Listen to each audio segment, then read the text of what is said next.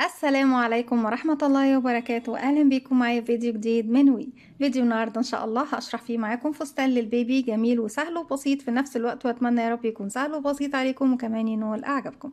فضلا ليس أمرا، ما تنسوش إذا عجبكم الفيديو تدعموني بلايك وشير وسبسكرايب. بسم الله الرحمن الرحيم. في البداية زي ما احنا شايفين هنشتغل بخيط صوف متوسط السمك زي ما احنا شايفين مع إبرة رقم 3.5 ملم. النهاردة هنعمل فستان الكاو جيرل، يعني زي الكاوبوي بس بنوتة. هنستخدم اللون الأصفر والأبيض والكحلي، يعني أي درجة من درجات الأزرق مع الأسود وجزء بسيط جدا من اللون الأحمر زي ما احنا شايفين بقايا الخيوط مع الإبرة بتاعتنا، مع كمان دبابيس الماركر عشان نحدد ايه الأماكن اللي احنا هنشتغل فيها الزوايا. بسم الله الرحمن الرحيم. بسم الله الرحمن الرحيم. في البداية بنبتدي نكون صدر مربع، وبالنسبة طبعا لمقاسات الصدر المربع ومقاسات الطواقي موجود لكل واحد فيهم فيديو على القناة خاص طبعا بمقاسات الصدر المربع بالكامل من سن يوم لسن 16 سنة، وكمان ذكرت في الفيديو ازاي نقدر نعمل الصدر المربع لأكبر من سن 16 سنة. اما بالنسبة لمقاسات الطواقي انا بتكلم عليها ليه واحنا بنعمل فستان، لا هتفهموا دلوقتي، لان لازم علشان اعمل صدر مربع اخد مقاس دوران الرأس اللي موجودة عندنا في جدول مقاسات الطواقي. بالنسبه طبعا للفيديو ده موجود والفيديو ده موجود، اتمنى طبعا ان هم ينولوا اعجابكم. في البدايه ببتدي اجيب مقاس دوران الراس، وليكن السن اللي هنشغله النهارده اللي هو البيبي حديث الولاده. بيبتدي عندي مقاس دوران الراس من 30 سنتي ل 33 سنتي. لو انت حابه طبعا بيبي حديث الولاده يعني سن يوم واسبوع وكده هتشتغلي 30 سنتي، لو انت حابه اكبر شويه 33 سنتي وهكذا. لو سن 6 شهور بيكون 36 سنتي، وكل طبعا ما تكبري سن هتبص تلاقي ايه بيزيد عدد السنتيمتر معاكي. والمقاسات موجودة كلها في الجدول بالنسبة للفيديو ده او الفيديو ده. وبتبتدي تشتغلي بالطريقة اللي هنشغل بيها النهاردة لغاية ما توصلي لمقاس الزاوية طبعا المحددة اللي هي بتكون من 8.5 ل 9 سنتي. انك لازم الزاوية عندك من بداية الزاوية لنهاية الزاوية تكون 8.5 او 9 سنتي على حسب طبعا ما هيطلع معاكي. ونصف دوران الصدر بيكون من 20 ل 21 سنتي بردك، يعني على حسب بردك اللي هيطلع معاكي ايهما اقرب. لازم الزاوية عندي تكمل، يعني ما تقلش عن 8.5 او 9 سنتي، تمام. لكن لو عندي نصف دوران الصدر قل عن مكان الزاوية يعني ما عنديش مشكلة، ممكن يعني نصلح المكان اللي هنا باني بزود سلاسل تحت مكان الابط. لكن بالنسبة لمقاس الزاوية من فوق لتحت ده لازم يكون المقاس عندك يوصل للمقاس المحدد طبعا في الجدول. بناخد عدد سلاسل البداية وبنشوف العدد بتاعنا طلع كام ونقسمه على 4، يعني احنا عشان نطلع 4 زوايا نقسمه على 4. طيب بالنسبة طبعا للعدد بالنسبة لي طبعا أنا قسمت على 4. افرضي الرقم اللي معايا راندوم ما يقبلش القسمة على 4، يا تزودي رقم يا تقللي رقم من العدد اللي معاكي لغاية ما توصلي ان العدد معاكي يكون يقبل القسمة على 4. وبعد ما بتقسمي فرضا طلع معاكي مثلا النهاردة احنا هنشتغل على 15 سلسلة لكل جانب. طيب انا معايا 15 سلسله، هتصرف ازاي واحط الماركر فين واماكن الماركر اللي انا هوضعها دي هوضعها فين؟ هتعدي 14 سلسله وتحطي ماركر، 14 سلسله وفي رقم 15 هتحطي ماركر، 14 سلسله وفي رقم 15 هتحطي ماركر، تمام. طيب يا رندا لو انا عاوزه اعمل الفستان او البلوفر او اي حاجه بصدر مربع مفتوح من ورا ومن قدام، هنعمل ايه؟ هناخد 15 من الخمستاشرات الأربعة اللي معانا دول ونقسمها على 2. طب ال15 ما تقبلش القسمة على 2، هشيل اللي هو الرقم 15 دوت وهقسم ال14 الباقية منهم. ليه؟ لأن أنا كده كده ال15 دي هعتبرها هي الزاوية بتاعتي. بقيت الرقم 15 بعد ما طرحت الواحد طلع لي 14، لو قسمته على 2 هيطلع 7 هنا و7 هنا. بشتغل 7 سلسلة وبحط بقى ايه في رقم 8 الماركر بتاعي، وهعتبر دي هي رقم 15 اللي انا كنت شايلاها منها. وارجع 14 سلسلة ماركر، 14 سلسلة ماركر في رقم 15، 14 سلسلة ماركر، 7 سلسلة في النهاية اللي هي المكملة طبعا للعدد بتاعي، وهكذا. تحبيها مفتوحة من الامام او من الخلف انت تحدديها وانت بتشتغل. بسم الله الرحمن الرحيم. زي ما قلنا مع بعض انا محدده المقاس بتاعي على اساس طبعا الخيط صوف متوسط السمك مع ابره رقم 3.5 ملم، اني اشتغل لكل جانب من الجوانب 15 سلسله. الفستان هعمله مقفول، لكن انتوا لو حابينه مفتوح هتقسموها زي ما احنا قسمناها مع بعض. بسم الله الرحمن الرحيم. بسيب مسافه من الخيط والف الخيط حلقه على الهواء، بدخل داخل الحلقة ألف الخيط وأخرج منها، طرف الخيط بشده بقى في عقدة البداية علشان ابتدي أكون سلسلة. بيكون عندي على الإبرة حلقة. بسم الله الرحمن الرحيم. بلف الخيط وأخرج منها 1 2 3 4 5 6 7 8 9 10 11 12 13 14 15. انا عندي كده ال15 خلصوا. في الغرزة رقم 15 هضيف الماركر. ارجع تاني 1 2 3 4 5 6 7 8 عفوا 9 10 11 12 13 14 15. وهبتدي اضيف الماركر في رقم 15. كده عندي 1 2 لسه 1 2 3 4 5 6 7 8 9 10 11 12 13 14 15. بردك رقم 15 بضيف الماركر.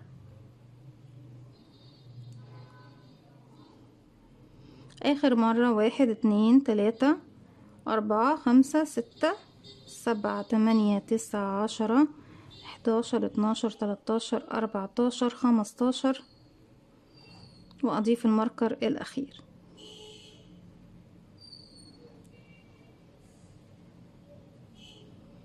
بعد كده بعد السلسلة بتاعتي نظبط وش الشغل،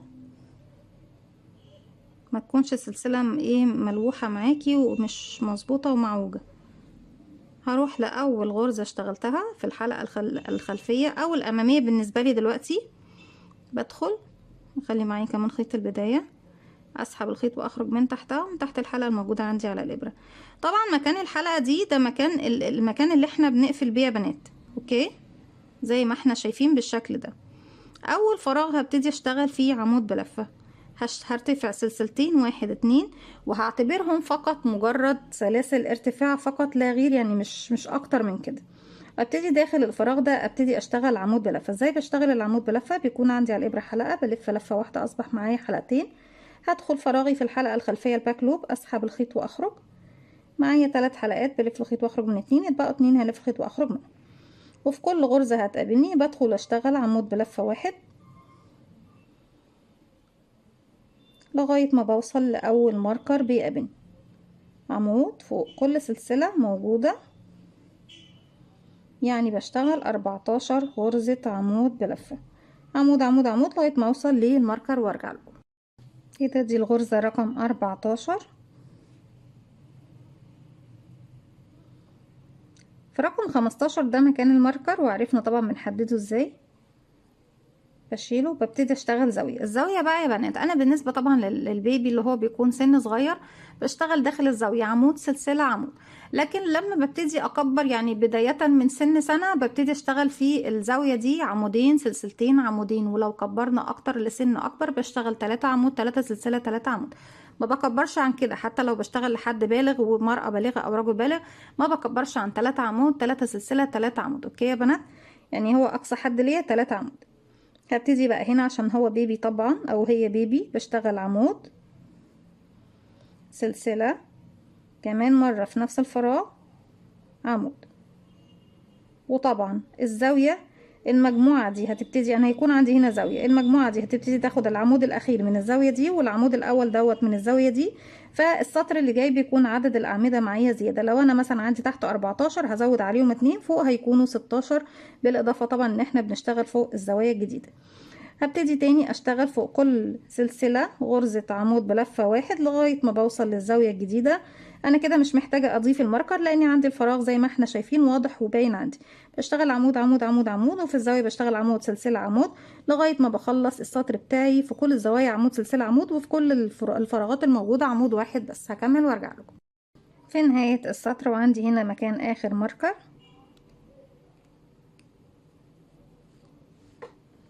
ببتدي اشتغل الزاوية الاخيرة عندي عمود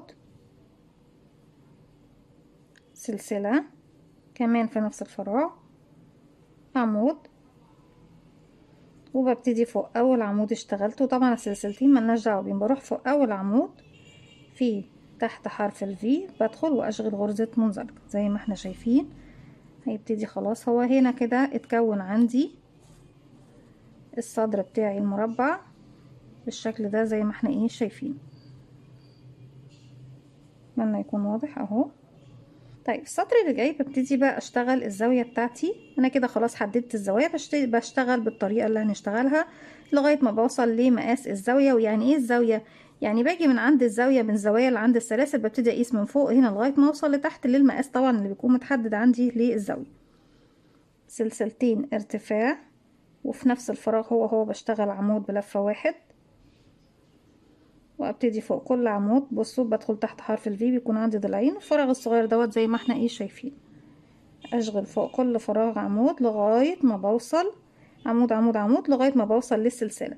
طيب يا رندا هنشتغل فوق الأعمدة طبعا اللي كانت في الزاوية تحت. أيوة هنشتغل عليها، بما إنها هي طبعا جنب الأعمدة دي بشتغل عليها لغاية ما أوصل للزاوية، بكون زاوية جديدة. هكمل وارجع لكم. كده بقى معايا 15 عمود. طيب انتي قلتي تحت ان احنا هيكون معانا 16.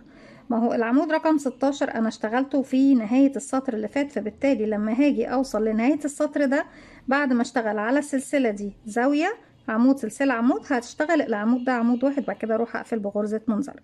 تمام يا بنات؟ بروح بقى هنا انا وصلت لغاية العمود اللي كان في الزاوية تحت اشتغلته، هروح فوق السلسلة ابتدي اشتغل زاوية جديدة مكونة من عمود سلسلة تاني في نفس الفراغ عمود بلفة تاني، وابتدي تاني اشتغل على الاعمدة الموجودة عندي 16 عمود. فوق ال16 عمود عمود عمود عمود لغاية ما اوصل للزاوية بشتغل عمود سلسلة عمود، وهكذا في كل زاوية بشتغل عمود سلسلة عمود. اما فوق المربعات الاعمدة نفسها عفوا بشتغل عمود واحد بس. احنا طبعا شكل مربع، انا عايزه اقول لكم شكل مربع جت معايا كلمه مربعات. الشكل مربع معايا كده خلاص اكتمل وبقى زي ما احنا شايفين مظبوط جدا. بكمل بقى بنفس الطريقه عمود على كل عمود، في الزاويه عمود سلسله عمود، وهكذا لغايه ما نوصل لنهايه السطر. وما ننساش طبعا ان احنا في نهايه السطر عندنا عمود بلفه ما اشتغلناهوش اللي هو مكمل للمجموعه الاولى دي. زي ما احنا شايفين في نهاية السطر احنا طبعا ايه فاضل لنا الزاوية وفاضل لنا العمود اللي ما اشتغلناهوش، لكن زي ما احنا شايفين بعد ما طبقت القطعة على بعضها اصبح معايا الصدر المربع كده جاهز ان انا ابتدي اكمل شغلي بشكل طبيعي. كده وصلت للزاوية الاخيرة. داخل الزاوية بشتغل عمود سلسلة كمان في نفس الفراغ عمود والعمود الباقيلي. وناخد بالنا دايما ان انا لما باجي اشتغل الاعمدة في الزاوية بتخفي المكان اللي هو خاص بحرف الفي للعمود الاول. خدوا بالكم يا بنات علشان في بنات كتير بتنسى العمود ده او بتشتغل في اللي بعده على اعتبار ان هو العمود الاول. بشتغل كده العمود المكمل لرقم 16 للمجموعة الاولى، وببتدي اقفل بغرزة منزلقة فوق ايه اول غرزة اشتغلناها في السطر. بقى كده عندي خلاص اهو. لما بجيب الزوايا على بعضها بيكون خلاص الشكل معايا متساوي. بشتغل بنفس الطريقة لغاية ما بوصل زي ما قلت لكم ان تكون الزاوية عندي لما ابتدي اقيسها من هنا لنهاية الزاوية 8. ابتدي من 8 سنتي لغاية 9 سنتي يا بنات. لو قل عن التمانية لا طبعا مش هينفع المقاس وهيكون صغنطوط شوية على المكان دوت. يعني احنا بنبتدي من مقاس 8 سنتي ده للبيبي حديث الولادة خالص اللي هو يدوب لسه عمر يوم طبعا يعني يوم ما فيش حصة الاسبوع حتى كمان هو يوم واحد بس. بتبتدي تشتغلي لغاية 8 سنتي او 8 ونص او 9 سنتي لو انت عايزة يكمل. طبعا الفستان يتلبس لغاية سن 3 شهور، وينفع كمان لسن 6 شهور لو انت مشيتي على مقاس 9 سنتي. هبتدي لكن طبعا مقاس 6 شهور ليه مقاسات خاصة، ليه مقاس تاني غير المقاس ده. بنبتدي نزود بيكون 36 سنتي اللي هو عدد سلاسل البداية، والزاوية بتكون 9.5 سنتي. هي الفرق بسيط لكن طبعا ايه مع المقاسات بتختلف معانا. هبتدي اشتغل فوق كل عمود عمود، وفوق الزاوية بشتغل عمود سلسلة عمود، وهكذا لغاية ما بخلص السطر ده. وهخلص كمان اكتر من سطر بعد منه، سطر او سطر يعني ممكن سطر كمان بعد منه وارجع لكم تاني. انا خلص السطر ده والسطر اللي بعده وارجع لكم تاني نكمل مع بعض. هنبتدي نضيف لون جديد مع بعض. هكمل وارجع لكم. رجعت لكم تاني وكده اشتغلنا 1 2 3 4 5 سطور زي ما احنا شايفين. وفي نهاية السطر الخامس هبتدي خلاص اقفل السطر وابتدي اشتغل باللون الاحمر سطر واحد بغرزة الحشو. وفي نفس السطر ده هبتدي خلاص اجمع الاماكن على بعضها. انا وصلت لمقاس الزاوية اللي انا محتاجاه. هلف الخيط، هدخل فراغي، اسحب الخيط واخرج. معايا 3 حلقات على الابرة. الف الخيط واخرج من حلقتين، اخر حلقتين هسيبهم وابتدي اجيب اللون الاحمر. هقفل عقدة بداية واسحب الحلقة باللون الاحمر من تحت الحلقتين الباقيين عندي على الابرة. طبعا بظبط طول الغرزة بتاعتي واجيب الخيوط كلها اللي مش هشتغل بيها في الخلف. اول غرزة بدخل تحتها واخلي معايا كمان خيوط اللي مش هشتغل بيها اخفيها واسحب بغرزة منزلقة. السطر ده كله بيكون بغرزة الحشو، يعني برتفع سلسلة واحدة بس، بدخل اول غرزة ومعايا كمان اطراف الخيوط، اسحب الخيط واخرج معايا على الابر حلقتين، الحلقة الاساسية والحلقة اللي سحبتها كده بسحب الخيط، بعمل غرزة حشو. وفي كل غرزة بيكون عندي على الابر حلقة، بدخل فراغي اسحب الخيط واخرج، معانا حلقتين هلف خيط واخرج منهم بغرزة حشو، وبفضل اشتغل غرزة حشو لغاية ما بوصل لمكان الزاوية الاولى. حشو حشو حشو حشو على كل غرزة بتقابلني لغاية ما اوصل للزاوية. كده قربنا نوصل للزاوية بتاعتنا. كده حشو وحشو على العمود اللي تحت عندي، وحشو داخل سلسلة الزاوية اهو. طيب انا محتاجة خلاص بقى اقفل مكان الايدين، هجيب ان مش هشتغل في المكان ده كله، هجيب الزاوية التانية شايفينها اهي، بحطها قصادها كده والف شغلي بالشكل دوت، وابتدي اشتغل على الزاوية اللي فيها السلسلة هنا. باجي من هنا اهو يا بنات، بدخل واشغل غرزة حشو، وفوق كل غرزة تقابلني خلاص المكان ده، خلاص ده مكان الايدين بتاعة الكم، فمش هشتغل فيه دلوقتي. بشتغل فيه امتى؟ بشتغل فيه لما باجي بعد كده ابتدي اقفل الكم بعد ما اخلص الفستان بتاعي. غرزة حشو حشو حشو حشو حشو حشو لغاية ما بوصل للزاوية هنا، بشتغل في العمود ده طبعا حشو، وفي السلسلة هنا حشو، وبعد كده ببتدي اضم الزاوية التانية، وبعد كده ببتدي اشتغل هنا حشو واكمل الغرز دي حشو. طبعا هشتغل لغاية ما اوصل للزاوية دي وارجع لكم تاني. كده بكون وصلت خلاص للغرزة اللي عندي في الزاوية تحت، وبعد كده وصلت لسلسلة الزاوية بشتغل فيها حشو، وهضم بقى الجزئين على بعض كده واقلب للوش ده، وداخل الزاوية دي هبتدي اشتغل. العمود ده ما بشتغلهوش لان انا كده كده بشتغل الزاوية دي والعمود اللي بعد منها. فوق السلسلة هنا بشغل غرزة حشو، وبكمل تاني بقى حشو حشو حشو حشو لغاية ما بوصل لنهاية السطر. في اخر غرزة هبتدي اغير للون الابيض. انا عندي دي غرزة ودي الغرزة الاخيرة اهي، هدخل اسحب الخيط واخرج، هسيب بقى الحلقتين دول على الابرة وابتدي اجيب اللون الابيض. عقدة بداية. بامكانك تسحبي الحلقة كده على طول، يعني بصوا ممكن اسحب الحلقة كده على طول واسحبها من تحت هنا، لكن انا بفضل ان انا اقفلها عقدة بداية مع الغسيل، مع طبعا استخدام البيبي مهما حصل مع المكوى مش هيفك معاكي الخيوط خالص، العقدة هتكون رابطة الخيط معاكي. كده غيرنا الخيط بتاعنا اهو. بدخل بقى في اول غرزة اشتغلتها اهي عندي، واخلي معايا بردك اطراف الخيوط واقفل بغرزة منزلق، ارتفع سلسلتين وابتدي تاني اشتغل بقى بغرزة العمود بلفة. اشتغل السطر ده وبعد منه 4 سطور، بيكون عندي 5 سطور باللون الابيض. عمود على كل غرزة تقابلني، هسيب بقى اللون الاحمر وبعد كده بسيب منه 10 سنتي، وبإبرة التنظيف اقصه بإبرة التنظيف، ابتدي اخفي ايه الخيوط تحت الغرز. عمود عمود عمود عمود عمود على كل عمود، على كل غرزة تقابلني. بصوا بشتغل عمود عمود عمود عمود عمود حتى لما بوصل لغاية المكان ده. انا كده كده خلاص عندي بصوا حرف في الغرز طبيعية، يعني هنا غرزة وهنا غرزة، وبكمل بقى ايه لغاية ما الف الدوران بتاعي كله واوصل لنهاية السطر. رجعت لكم تاني في نهاية السطر، بقفل بمنزلقة فوق اول غرزة اشتغلتها، وابتدي ارتفع سلسلتين، وبكرر بقى كمان 4 سطور بنفس الطريقة، اني بفضل اشتغل على كل عمود يقابلني. بص خلاص احنا كده كده ايه ماشيين داير داير زي ما احنا شايفين كده. خلاص الفستان بتاعي اتقفل عند جسم البيبي طبعا زي ما احنا شايفينه بالشكل ده اهو. بيكون ده طبعا الشكل بتاعي. ببتدي اشتغل كمان 4 سطور بنفس الطريقة، انا بشتغل على كل عمود عمود لغاية ما بوصل لاخر السطر. بقفل بغرزة منزلقة فوق اول عمود وارتفع سلسلتين واشتغل عمود عمود لغاية ما اكمل 5 سطور كده. واحد فاضل لي كمان 4 هكملهم وارجع لكم. رجعت لكم تاني وفي نهاية السطر رقم 5 ببتدي اقفل خلاص بقى السطر بتاعي اخر غرزة، وابتدي اضيف اللون البني. انتوا طبعا بتشتغلوا باي درجة من درجات البني، الغامق الفاتح الكافيه زي ما احنا هنشغل دلوقتي، لكن البني الغامق عامة بيكون حلو قوي، بس هو مش متوفر معايا النهاردة، بس ما حبيتش طبعا نأجل ايه التطبيق بتاعنا. هو اصلا احنا مش بناخد اكتر من سطرين، يعني بقايا الخيوط من الالوان البنيات او الكافيهات الموجودة عندك. بقفل بغرزة منزلقة زي ما احنا شفنا بالشكل ده. ارتفع سلسلة وبشتغل السطر دوت والسطر اللي جاي بغرز الحشو. فوق كل غرزة بشغل غرزة حشو واحدة. خلاص اللون الابيض بسيبه هنا، بسحب بس ايه طرف اللون الجديد اللي احنا لسه ضايفينه. اطراف الخيوط كلها في النهاية بسيب الخيوط كلها معايا زي ما احنا شايفين. في النهاية بسيب 10 سنتي وبقص وببتدي بإبرة التنظيف انضف الخيوط كلها بعد ما بخلص الفستان. هبتدي اشتغل غرزة حشو فوق كل غرزة تقابلني لغاية ما بخلص الدوران كله. وفي نهاية السطر بقفل بمنزلقة في اول غرزة وارتفع تاني سلسلة واشتغل سطر كمان. يعني انا اخلص السطر ده والسطر اللي بعده وارجع لكم نكمل مع بعض. رجعت لكم تاني وزي ما احنا شايفين كده خلاص في نهاية السطر رقم 2 ببتدي اقفل اخر غرزة موجودة عندي. بدخل اسحب الخيط واخرج. بيكون كده معايا حلقتين. ببتدي بقى اجيب اللون الجديد اللي هضيفه، هو اللون الكحلي الازرق الغامق زي ما احنا شايفين.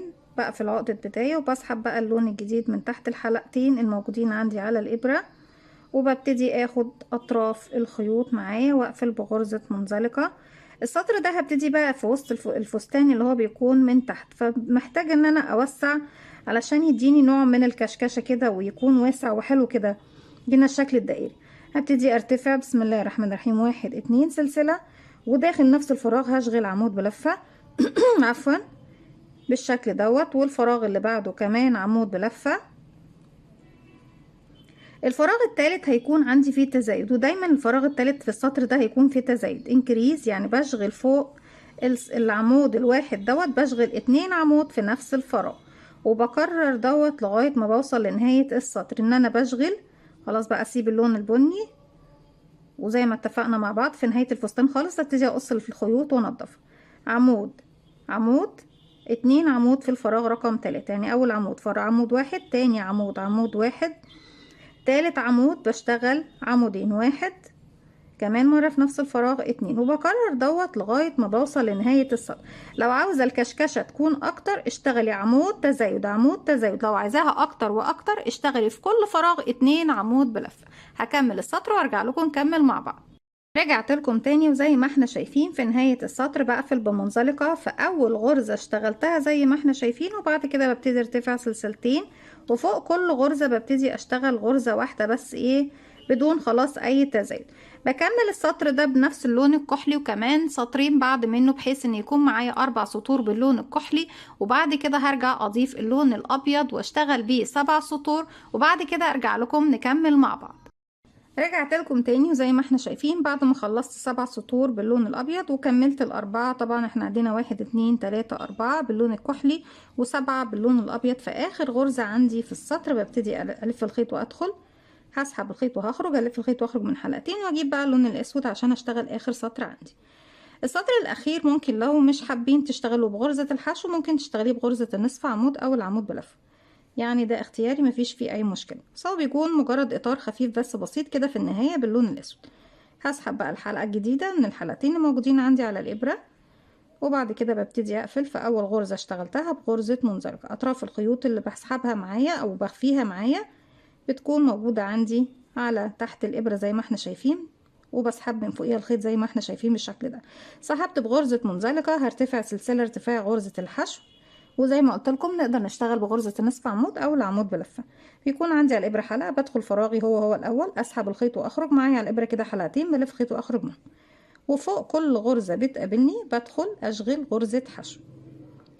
الخيط الابيض بشتغل عليه حوالي 10 سنتي او اي طبعا كمية انت عاوزاها لمجرد بس ان انا اخفيه معايا، وبعد كده هبتدي اقص غرزة حشو فوق كل غرزة بتقابلني لغاية تاني ما بوصل لنهاية السطر واقفل بمنزلقة في غرزة في اول غرزة اشتغلنا، وارجع لكم تاني نكمل مع بعض. رجعت لكم تاني بعد ما خلصنا خلاص اخر سطر بغرزة الحشو باللون الاسود. هبتدي اكون التوكة بتاعة الحزام للفستان. هسيب مسافة من الخيط ولف الخيط حلقة على الهواء،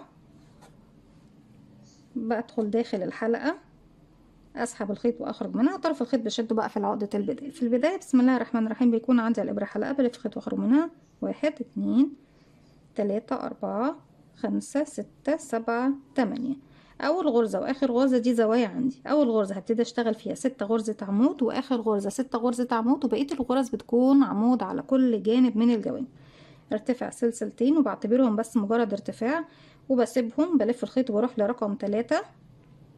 هدخل في الحلقة الخلفية والمطب اللي في خلفها واشتغل 3 عمود بلفة، وفي نهاية السطر ببتدي اشتغل اخر 3 عمود اللي هما بيكونوا مكملين للستة. 1 2 3. هيقابلني بقى بعد كده 7 حلقات. هاخد السلسلة الاولى في الحلقة الخلفية اشتغل، او 7 سلاسل بشتغل عمود فوق كل غرزة منهم في الحلقة الخلفية. 2 3 4 5 6. طيب اخر غرزة عندي بقية ال8 هشتغل فيها 6 غرزة عمود بلفة، باخد منها حلقتين علشان لما اجي اشتغل فيها ما تكونش ايه تشد معايا الحلقة واحدة بس. كده 1 تمام، مرة في نفس الفراغ. 2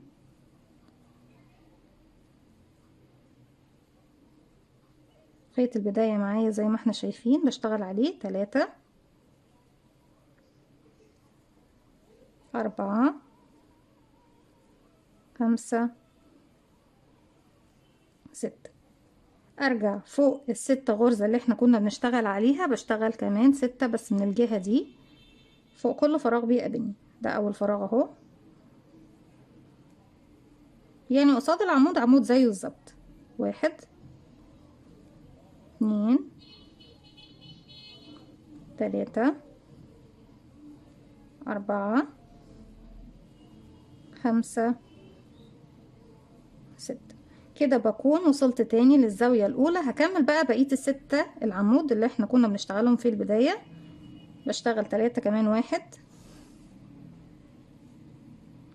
2 3. في نهاية السطر بروح لأول غرزة اشتغلتها سلسلتين، دول مجرد ارتفاع ماليش علاقة بيهم. أول غرزة تحت حرف الفي بقفل بغرزة منزلقة. لو انتي هتكتفي بهذا السطر لفستان البيبي المقاس صغنطط جدا زي ما احنا شايفين مفيش مشكلة. لو هنحب نزود بقى التوكة دي هرتفع سلسلتين، وزي ما اتفقنا مع بعض دي مجرد سلاسل ارتفاع. ال6 أعمدة اللي موجودين عندي في الزاوية 3 و3 دول هشتغل فوق كل عمود منهم مرتين، يعني ال6 هيكونوا 12. أما الأعمدة اللي هنا والأعمدة اللي هنا اللي هم طبعا كانوا 6 من هنا و6 من هنا دول هم زي ما هم بيكونوا عمود فوق كل عمود يقابلني. لكن ال6 بتوع الزاوية دول و6 بتوع الزاوية دول هيكون فوقيهم تزايد فوق كل عمود مرتين، بيكونوا 12 و12. اشتغل كده 1 كمان مرة في نفس الفراغ. 2 العمود اللي بعده رقم 2 1 كمان مرة. 2 التالت في الزاوية 1 كمان مرة. 2. احنا كده اشتغلنا على نص الزاوية دي تزايد فوق كل عمود منهم مرتين، ولما اوصل لاخر 3 اعمدة دي 1 2 3 هشتغل انكريس تزايد، يعني كل غرزة فوقيها غرزتين. اما ال6 دول فكل غرزة منهم غرزة واحدة بس. 1 يعني كل غرزة زيها بالظبط غرزة فوقيها. 2 3 4 5 6. ارجع تاني انكريز على ال6 غرز، يعني تزايد على ال6 غرز، كل غرزة فيهم بشتغل فوقيها مرتين. 1 كمان مرة في نفس الفراغ. 2 الغرزة رقم 2 1 2. خلاص احنا كده عرفنا القاعدة بتاعتنا. 3 1 2. هحاول بس اكون اسرع شوية. 4 2 5 غرزتين. 6 الأخيرة غرزتين. 1 2. بقيت ال6 غرز 6 غرز زيهم. 1 2 3 4 5 6. هيبقى لنا هنا ايه يا بنات؟ هيبقى لنا ايه يا رندا؟ هيبقى لنا 3 غرزة اللي احنا ايه ما اشتغلناهمش لسه في الزاوية. 1 كمان مرة. 2 واللي بعدها رقم 2 1 كمان مرة. 2 واللي بعدها انكريز 1 اتنين، وهكذا زي ما احنا شايفين كده. خلاص التوكة بتاعتي وصلت للحجم اللي انا محتاجاه. طيب يا رندا، لو انا محتاجة ازود حجم التوكة عن كده هعمل ايه؟ هبتدي ارتفع سلسلتين. وطريقة التزايد بقى في السطر اللي جاي بالنسبة طبعا للشكل البيضاوي زي ما احنا شايفينه، مكان غرز الزاوية بتحطي بقى الماركر عشان تحددي اول غرزة عندك فين واخر غرزة فين. اولنا اهي، اول اتنين اشتغلتهم اهم، بتحطي ماركر هنا، وبردك عند اخر واحدة اشتغلتيها من هنا فيها تزايد بتحطي ماركر، وهكذا بردك من الزاوية التانية. بنشتغل عمود عمودين عمود عمودين عمود عمودين، يعني واحدة بدون تزايد واحدة فيها تزايد. ولما باجي فوق الستة دول والستة دول بيبقوا ثابتين زي ما هما، وهنا بردك عمود عمودين عمود عمودين، وهكذا لغاية ما نوصل لنهاية السطر. في النهاية بسحب الخيط بتاعي بالشكل دوت، وبتكون دي التوكة بتاعتنا. انا شايفة حتى كمان بالرغم ان هو فستان بيبي الا ان الحجم ده مناسب ليه جدا. دي بالنسبة طبعا للتوكة. طيب شكل طبعا اللي هي الدوائر اللي بتكون مديانة شكل اللي هي البقع اللي بتكون على البقرة هنعملها دلوقتي. المفروض طبعا ان احنا بنعملها باللون الاسود، لكن انا لو عملتها باللون الاسود مش هتشوفوها. هنشوف دلوقتي لون فاتح نشتغل بيه. انا جبت اللون البينك، وطبعا مش اللون اللي احنا بنشتغل بيه، احنا بنشتغل بالاسود يا بنات، لكن عشان الشغل يبان في التصوير انتوا طبعا بتشغلوا باللون الاسود. هبتدي اسيب مسافة من الخيط، وعلى 2 من الاصابع ابتدي اكون دائرة سحرية، هلف الخيط للخلف وارجع تاني للامام. هجيب الخيط عكس بعضه وارجع تاني للخلف والف ايدي الناحية التانية. اتكون عندي هنا حلقتين، بنزل تحت الحلقة الاولى وبسحب الحلقة التانية من تحتها والف ايدي الناحية التانية، وواحدة واحدة اخرج الخيط من على ايديا، واتاكد ان طرفين الخيط اللي هو طبعا طرف خيط البداية وطرف خيط المتصل بالشلة بيمروا من خلال الدائرة السحرية. طرف خيط البداية بتحافظي عليه عشان يقفلك الدائرة السحرية، اما طرف الخيط المتصل بالشلة ببتدي ارفعه على ايدي عشان اشتغل. علشان اشتغل داخل الدائرة السحرية لازم اقفلها، لان لو اشتغلت فيها دلوقتي هتفتح مني وهتبوظ. بيكون عندي على الابرة حلقة، بلف الخيط واخرج منها كده، بكون ارتفعت السلسلة دي قفلت لي الدائرة السحرية، وفي نفس الوقت ايه هتكون جزء من ارتفاع الغرزة الاولى لو اكتر من سلسلة، او هي ارتفاع الغرزة الاولى لو ارتفاعها الغرزة الاولى عندي سلسلة. لو الدائرة السحرية واسعة شوية شدي خيط البداية تضيقي مركز او سنتر الدائرة زي ما انت عاوزة. طيب هنشتغل بغرزة الحشو، واحنا طبعا ارتفعنا سلسلة، هي هتكون غرزة ايه السلسلة الارتفاع بتاعتي زي ما هي بتقفل لي الدائرة السحرية، يعني بتقوم بعمل مشترك، بتكون عامل مشترك ما بين حاجتين بتعملهم، بنقفل الدائرة السحرية وفي نفس الوقت ارتفاعي للغرزة الأولى. هبتدي أشغل 1 حشو 2 3 4 5 6، ممكن 6 ممكن 8 ممكن 10 زي ما انت حابة. هبتدي اقفل الدائرة بشد بقى خيط البداية واقفل الدائرة بتاعتي، وفوق اول غرزة بدخل اقفل بغرزة منزلقة. السطر اللي جاي تزايد برتفع سلسلة، وفوق كل غرزة انكريس تزايد، يعني بشتغل مرتين، 1 كمان مرة في نفس الفراغ، 2 الفراغ اللي بعده 1 2 كده عندي 1 2 3 خيط البداية معايا في ظهر حرف الفي اخفيه معايا 4 5 6 والأخير. يبقى اشتغلت على الستة تزايد بقوا 12 زي ما احنا شايفين. بروح لأول غرزة اشتغلتها وبقفل بغرزة منزلقة، ولو مش حابين تقفلوا بمنزلقة ممكن تشتغلوا بشكل حلزوني داير من غير ما نقفل خالص. طيب انا هكتفي بالدايرة دي، لو انتوا حابين تزودوا حجم قرص الدائرة هتعملوا تزايد سطر او سطرين كمان لغاية ما توصلوا للمقاس اللي انتوا حابينه للدائرة بتاعتكم، اللي هي طبعا القطعة اللي احنا ايه عايزينها على الفستان. طريقة التزايد بتكون ايه؟ السطر الجاي التزايد بتاعي هيكون الغرزة الاولى حشو واحدة، الغرزة التانية انكريس تزايد يعني 2 حشو، يعني حشو 2 حشو حشو 2 حشو، وهكذا لغاية نهاية السطر. السطر اللي بعده لو هعمل تزايد التزايد هيكون في الغرزة رقم 3، السطر اللي بعده في الغرزة رقم 4، يعني بشغل حشو حشو تزايد، واللي بعده بشغل حشو حشو حشو وبعد كده تزايد، وهكذا كل سطر بشتغل التزايد في الغرزة اللي بعد اللي انا كنت بشتغل فيه. السطر الاخير بشتغل سلسلة، وفي اول غرزة بشغل حشو، اروح بقى الغرزة اللي جاية نصف عمود بلف الخيط على الابرة وبدخل في فراغي اسحب الخيط واخرج، معانا 3 حلقات هلف الخيط واخرج منهم، كمان نصف عمود في نفس الفراغ، عمود بلفة في نفس الفراغ، الفراغ اللي جاي هخليه عمود بلفة، نصف عمود، وفي نفس الفراغ كمان نصف عمود. الفراغ اللي بعده بيكون غرزة حشو، كمان حشو في اللي بعدها، حشو في اللي بعدها، وبكرر. بنشتغل نصف عمود، نصف عمود. اللي بعدها بقى هشتغل فيها عمود بلفة، ارجع اللي بعدها اشتغل نصف عمود، وفي نفس الفراغ حشو. يعني كل المطلوب مني ان انا اعمل شكل ايه، شكل طبعا البقعة اللي بتكون على البقرة. واحد حشو، اتنين، وارجع في نفس الفراغ نصف عمود، عمود، والفراغ اللي بعده نصف عمود وحشو، وارجع اكمل حشو،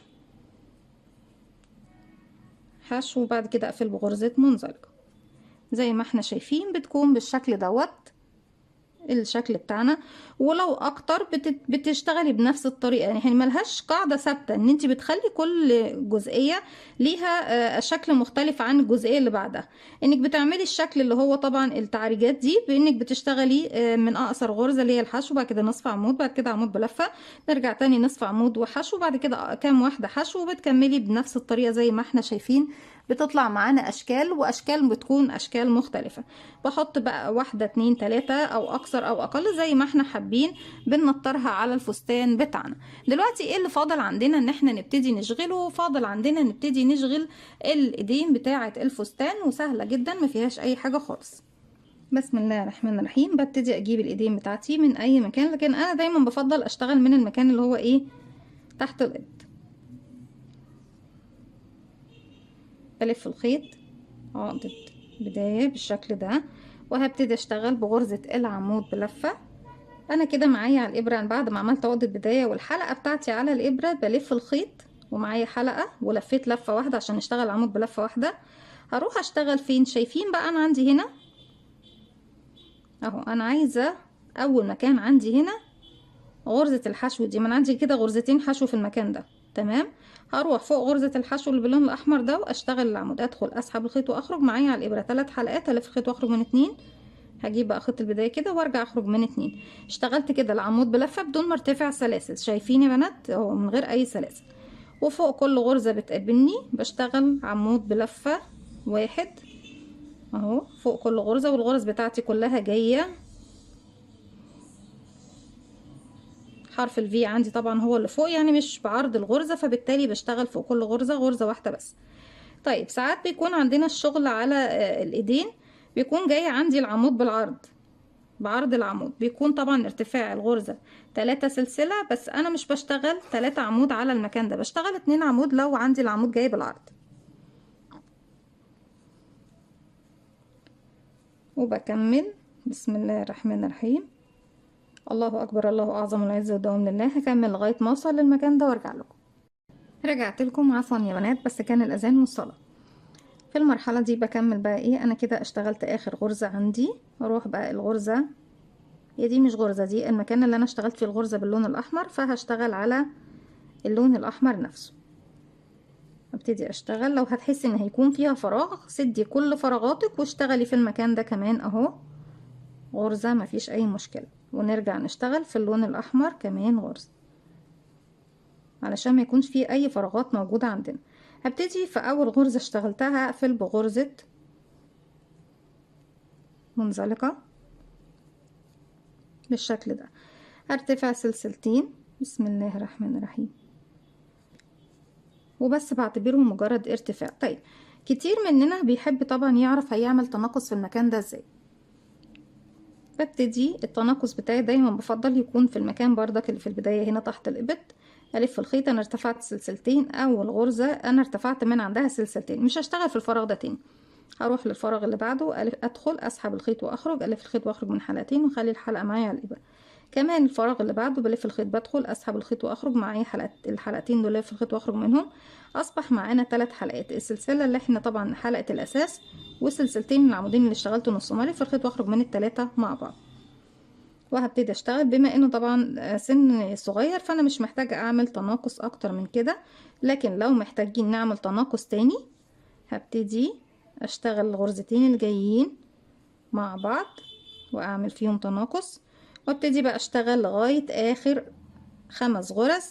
ليه؟ لان احنا ما ننساش طبعا ان الغرزة احنا اشتغلنا هنا الغرزة الاولى ارتفعنا فوقيها سلسلتين بس، واشتغلنا الاتنين اللي بعدها، يعني كده يعتبر 3 و2 يبقوا 5. بعد كده اشتغل غرزة فوق كل غرزة تقابلني لغاية ما بوصل لاخر 5 غرز، مش هشتغلهم غير لما نشتغلهم مع بعض. كده فاضل لي اخر 5 غرز، باخد 2 مع بعض، 1 واخلي الحلقة الاخيرة ليها 2، ونسحب الخيط من 3 حلقات، ارجع الف الخيط، بدخل اخرج، اسحب الخيط واخرج، الف الخيط واخرج من حلقتين واخلي الاخيرة 2 3 بالشكل ده. زي ما احنا شايفين احنا هنا عملنا تناقص مرتين، وهنا كمان عملنا تناقص مرتين. فاول غرزة اللي هي بتجمع لي ال3 مع بعض بدخل تحت حرف الفي وبقفل بغرزة منزلقة. بيوصل طبعا حجم اليد عندي زي ما احنا شايفين، بصوا نرتفع بس سلسلتين، بيكون حجم اليد عندي خلاص بقى صغير. اعتقد ان احنا مش محتاجين نصغر اكتر من كده، لكن لو محتاجة انك تعملي تناقص تاني وتضيقي اليد اكتر من كده هتعملي تناقص في اول 2 وفي اخر 2 بتشتغليهم في السطر، لكن انا هكتفي بهذا القدر من التناقص. طيب هنشتغل ازاي المرحلة اللي جاية؟ فوق كل غرزة بشتغل غرزة واحدة بس، بما فيهم غرزة البداية يا بنات. عمود فوق كل عمود يقابلني لغاية طبعا ما بقى ما بشتغل انا بكمل السطر السطور بتاعتي للكم. بنكمل كمان 7 سطور او 6، يعني بداية من اللون الابيض دوت ببتدي اشتغل 10 سطور او 8، او زي ما قلت لكم يعني ممكن حسب طول بقى ايه اليد اللي احنا محتاجينها. بفضل اشتغل عمود عمود عمود عمود لغايه ما بوصل للنهايه، وبقفل بمنزلقه واشتغل داير داير لغايه ما بوصل لطول الكم اللي احنا محتاجينه. طيب بنكمل بقى المرحله اللي جايه ان انا ببتدي اشتغل هنا، بس هخلص الكم دوت وارجع لكم. بكده بكون خلاص خلصت السطر دوت. انا الفستان عندي هيكون فستان نص كم، بيتلبس تحتيه طبعا تيشيرت. لكن لو حابين نكمل الكم بتاع الفستان بنكمل بنفس العدد زي ما احنا شايفين. اخر سطر عندي في الفستان برتفع سلسلة وبشغل فوق كل غرزة بتقابلني غرزة حشو واحدة لغاية ما بخلص الدوران بتاعي كله. غرزة حشو واحدة فوق كل غرزة بتقابلني لغاية ما اخلص السطر كله. في نهاية السطر خلاص بقفل في اول غرزة اشتغلتها بغرزة منزلقة، وبسحب الخيط من الحلقة اللي عندي على الإبرة، بسيب مسافة حوالي 10 سنتي عشان ايه بإبرة التنظيف. بعد كده بنبتدي ننضف، بننضف بقى من الداخل. هدخل الخيط دوت في الداخل بإبرة التنظيف، ببتدي انضف الشغل بتاعي وبكمل الكم التاني بنفس الطريقة. طيب ايه اخر حاجة فاضل عندنا هنا في الفستان لسه ما كملناهاش؟ اخر حاجة لسه ما كملناهاش هي الاطار الاخير اللي هنا بيكون من فوق. بقفل عقدة بداية وباجي هنا عند اي مكان انا حابة ابتدي منه، ابتدي هنا من الخلف، هدخل تحت اي غرزة اسحب الخيط واخرج معايا حلقتين. هبتدي اخلي خيط البداية ده معايا كده في الداخل، اخفيه معايا، بلف الخيط واخرج من حلقتين بغرزة حشو. فوق كل غرزة بتقابلني بشغل غرزة حشو واحدة. طيب الغرزة اللي في الزوايا، يعني الغرزة اللي عندي دي في الزاوية مشتغلهاش، بتجاهلها تماما، وكل غرزة من الزوايا الاربعة بتجاهل المكان بتاعها ما بشتغلوش. بشتغل حشو حشو حشو حشو لغاية ما اوصل لاي زاوية اتجاهلها كأنها مش موجودة قدامي. انا كده الغرزة دي اللي قبل الزاوية، غرزة الزاوية اهي مش هشتغلها، هسيب دي واروح للي بعدها وابتدي اشتغل، وبفضل اشتغل بالطريقة دي لغاية طبعا ما الف الشكل بتاعي كله. وفوق كل زاوية بسيبها ما بشتغلهاش لغاية ما بوصل ايه لنهاية الشغل. غرز الزاوية مش بنشتغلها كده، 1 2 3 مش هشتغلهم، لكن كل الغرز بشتغل فيها غرزة واحدة بس. زي ما احنا شايفين في النهاية طبعا بيكون ده شكل الفستان من فوق. بكمل الكم التاني بنفس الطريقة، مش هطول عليكم، احنا كده بنكون خلاص وصلنا لنهاية الفيديو النهاردة او فكرتنا النهاردة. اتمنى تكون سهلة وبسيطة عليكم وكمان تنول اعجابكم. فضل ليس امرا، اذا عجبكم الفيديو ما تنسوش تدعموني بلايك وشير وسبسكرايب، واستنوني فيديو جديد من وي. ما تنسوش كمان تفعلوا زرار الجرس يوصلكم مني كل جديد. السلام عليكم ورحمة الله وبركاته.